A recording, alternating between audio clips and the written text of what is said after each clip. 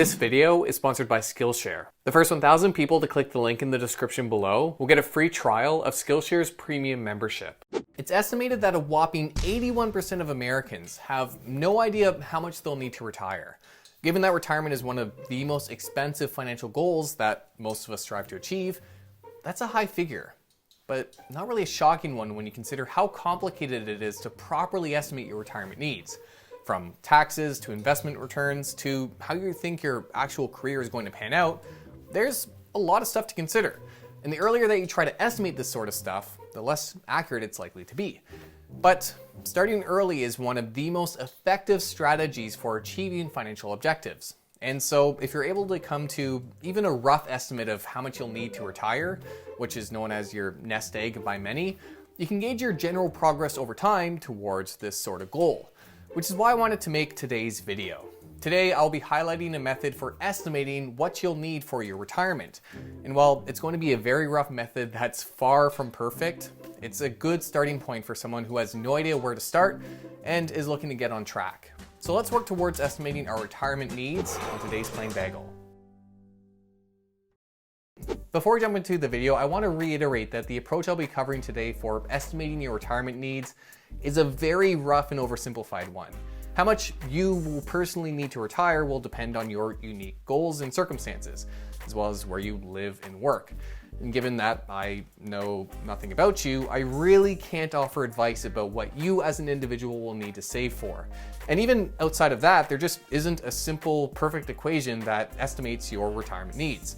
The professional approach that gets closest to this often involves using software that forecasts different scenarios with considerations for different tax laws, the types of accounts you can invest in, the timing of your withdrawals, the financial products you can use, and many other personal variables. That all being said, it's my belief that a rough estimate is better than nothing. And with this method, at the very least, you can play around with the numbers and see how different assumptions will play out. Just don't put any undue weight on this figure. It's not financial advice and certainly not a substitute for a retirement plan. Be sure to speak to a professional if you need assistance there. But with that said, let's go over the inputs involved with estimating a nest egg, the amount that you will need to retire. There are three important variables that form the basis of our retirement calculations, and one extra variable that I think is worth considering as well. The first factor, as you can probably guess, is when you want to retire. Obviously, most people look to retire as early as possible, but the earlier you retire, the more you'll need to save, and the less time you'll have to get that amount. So it's not always a feasible thing. On top of that, many government programs actually pay out more the longer you wait to retire, and less if you call it quits earlier. So it is worth considering that as well. In the US, Social Security has a full retirement age of 67, and Canada's CPP and OAS programs have a normal retirement age of 65. So there's a lot of plans that will use those as a default age, but consider your own circumstances for determining your age. The second factor, once you have that, is our calculation of how long we expect to live. Now, contemplating our mortality is never fun, but it is necessary for setting up a realistic retirement plan.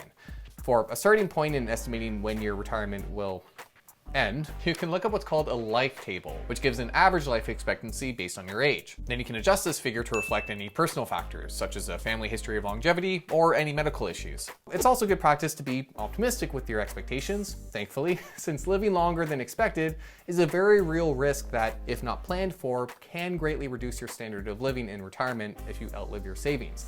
So a lot of people actually use 90 as a default age, despite this being well over the average lifespan of Americans and Canadians. Again, adjust to your circumstance. And the third and final variable, at least for the core estimate here, is the annual income that you'll need for retirement. This is by far the hardest number to estimate. It will obviously vary drastically from person to person because it really does depend on what you want from your retirement, where you want to live, what you want to do, whether you'd like to keep working casually or not, so on and so on. Adding to the complexity is the fact that retirement usually entails periods of different spending habits. Retirees typically spend the most money in the first part of their retirement on things like traveling, and as time progresses and people age, they do tend to spend less, though that can eventually be offset by higher medical expenses. Obviously, forecasting all this can be pretty difficult. A more detailed approach would be to essentially budget out your retirement and consider all your expenses that you might face and estimate them for inflation. But as a very rough estimate of your average spending, there's a rule of thumb that a retirement income of 70 to 80% of your pre-tax, pre-retirement income will maintain your standard of living. So if you're making $60,000 a year on your salary when you retire, you should target a regular income stream before tax of $45,000.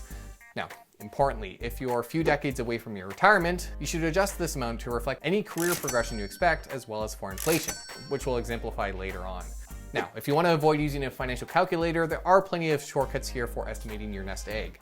One approach advocates for taking your pre-retirement income and simply multiplying by 12 to get how much you'll need to save. Another approach is the 4% rule, which says that you just take your desired retirement income and divide by 0.04 to get a nest egg that should last your whole retirement. With a pre-retirement salary of $60,000, these amounts equate to $720,000 and $1,125,000 respectively, though excluding inflation. But with a few more assumptions, we can come to a more detailed figure. First of all, we have to make an assumption around our post-retirement return. Because yes, even when we do retire, it's a good idea to continue investing to get the most bang for your buck. That being said, the older you get and the more that you rely on your savings and the more you withdraw from them, the less risk you can typically afford to take on, which conventionally speaking means you should look into investing less into the stock market and more into fixed income assets. Now, unfortunately, in the current environment, these sorts of investments aren't as attractive as they used to be. But you really don't want to risk putting all your money into the stock market just before it experiences some sort of correction and you have to withdraw your money. So you should assume that you will be taking on a lower return of some sort. I'll use 4.5% for my example, but consider adjusting this figure to reflect the investments available to you that, given your risk tolerance, you're able to take on later on in life. Another assumption here that we should make is around inflation. Fun old inflation, which will unfortunately further reduce our retirement return. As you probably know, every year things get a bit more expensive, so we need to factor this into our model.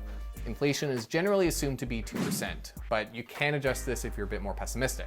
To incorporate inflation into our return figure, we use the following formula, which gives us a real retirement return in our example of 2.45%.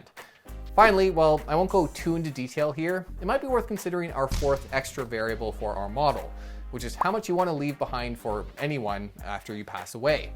Now, I get it, most of us are worried enough about making it to the end of our retirement with enough cash on hand, let alone leaving some for others.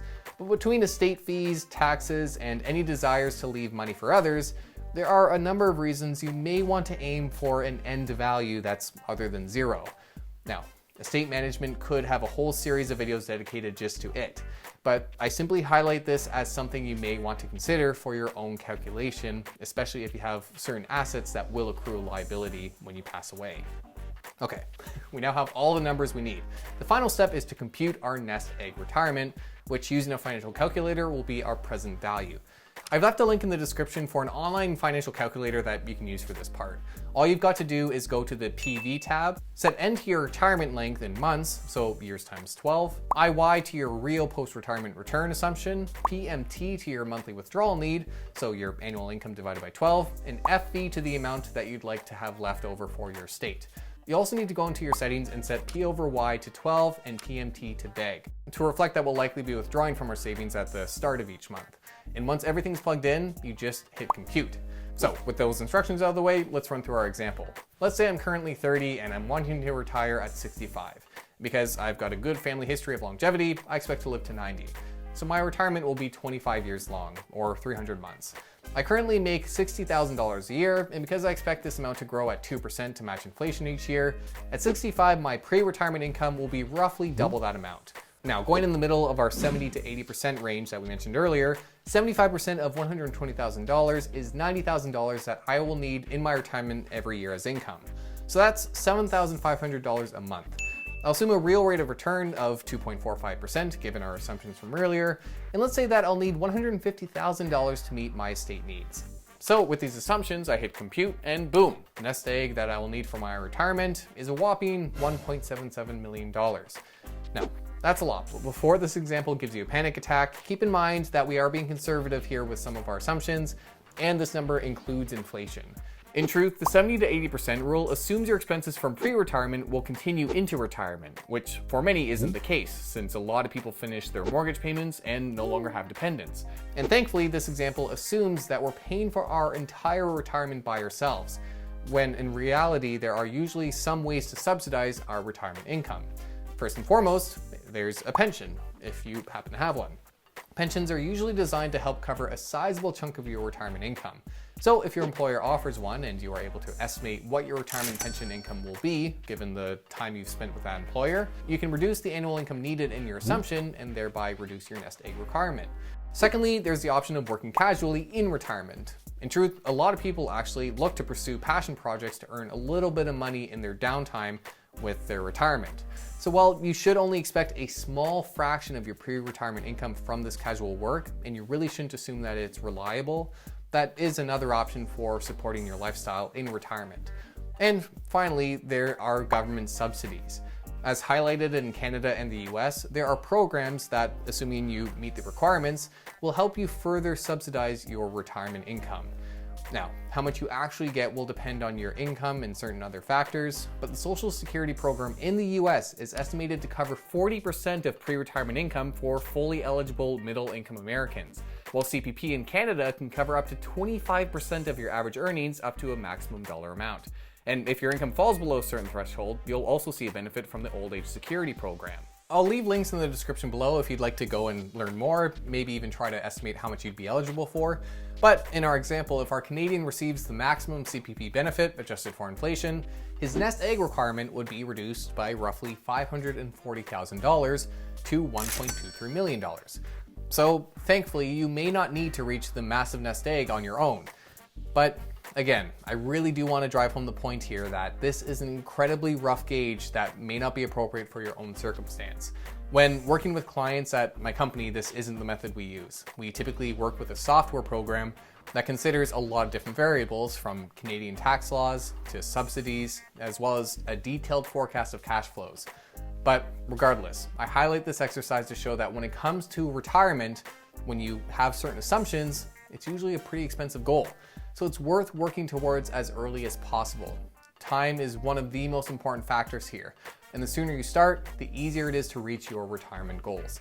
So take the time to learn about different types of investment accounts and explore any dollar matching retirement programs that your employer may offer.